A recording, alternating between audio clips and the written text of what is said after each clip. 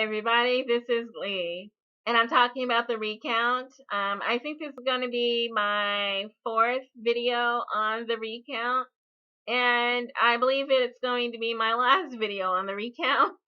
And anything further that develops can be added into the comments, or I'll add them into the description. But just one final update. And it looks like Wisconsin completed its recount, and Pennsylvania stopped or didn't really start the recount, and then Michigan started the recount and then stopped it. So there we are.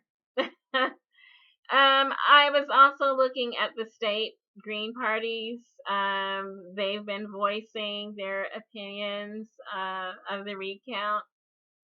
Lots of press releases have been released by the Green Party, by alternative parties, by independent observers, and everyone with an opinion's got a press release. And so there are many. And I'll just say from the Green Party side, the Iowa Green Party issued a statement of support for the recount. Green Party of New York supports the recount. Green Party of Ohio issued a statement of support for the recount. DC Statehood Green Party called for Electoral College vote proportional to popular vote, citing the 14th Amendment to the U.S. Constitution.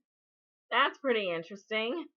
But it does appear that DC supports the recount, but also wants proportional voting by the Electoral College in certain states. And so, also, I spoke of Maryland earlier. There have been several press releases from Maryland. Miles Hennig, he was a congressional down ballot Green candidate in Maryland up against Elijah Cummings' seat. Dr. Margaret Flowers had her an open letter. And then I think it's Randy Breaker, also, who's Green Committee out of Maryland, a delegate, also released a letter. And it seemed like Maryland was not as supportive or more cautious in its support of the recount. So, various opinions, and the fact that Ajami Baraka, the VP, is not involved in the recount. So, different opinions of the recount. Many people had different agendas that they brought to the recount. Jill Stein had her own, which was vote reform. The election experts that directed the recount effort had their own agenda, not necessarily lined up with Jill Stein's. And then there were operatives political operatives who, as we all know, always have their own agenda. and then the voters and the media and everyone else has an agenda. And so at the end of the day, what we saw revealed so much about the individual states, their election machinery, the flaws and the deficits. There are states in the United States who, like Germany and Switzerland, have been running their elections like clocks. Not much issue, no problems have, developed. They set up the mechanisms, people vote, the votes are counted, and then boom, boom. And then we have these three states, Michigan, Wisconsin, Pennsylvania, and the recount effort revealed quite a bit of complex flaws in the election machinery that need to be solved, I believe, in time for the midterm elections. Jill Stein has given several press conferences.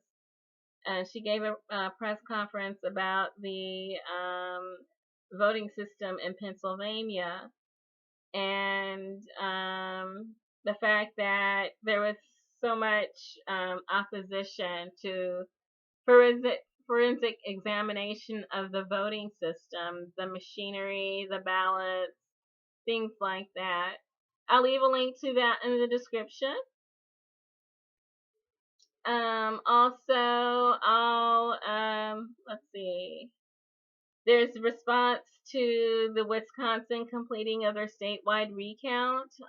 Jill Stein seems to, support that there was a statewide recount in Wisconsin, although it wasn't totally hand counted.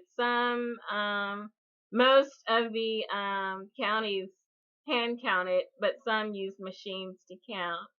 And hand counting is the gold standard. She's also commenting, she's got a press release commenting on the court's decision to block the statewide recount in Pennsylvania, and the fact that voters in Pennsylvania, many were disenfranchised. Okay.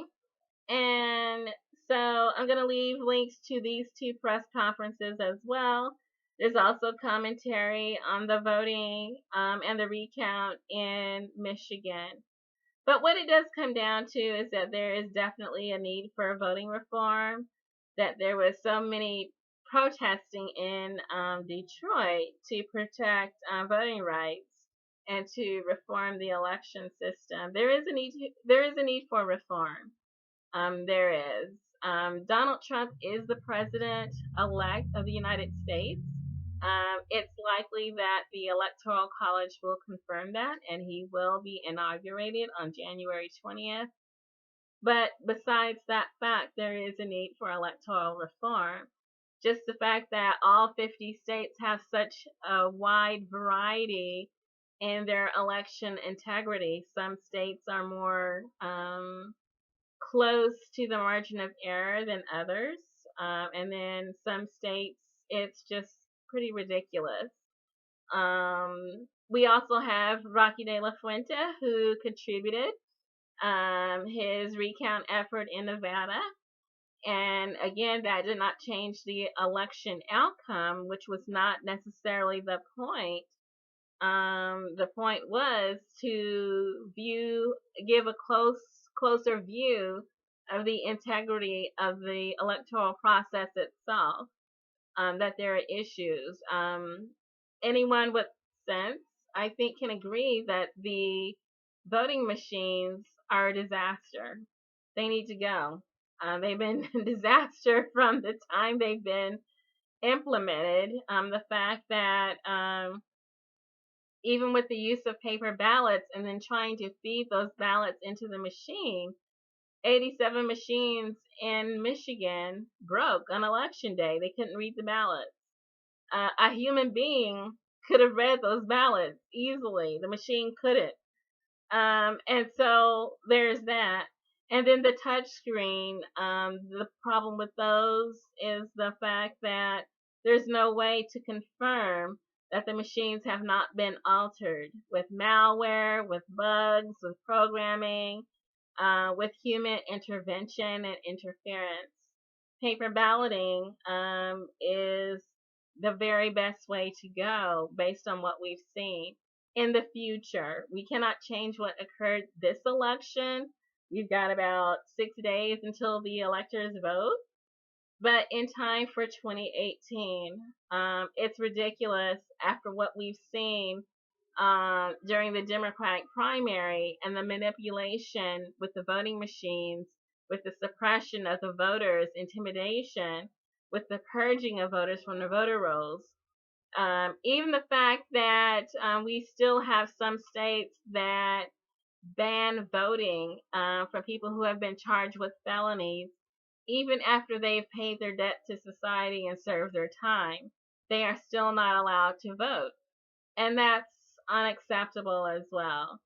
And so there are many reforms that we need to put in place, and this is done at the state level.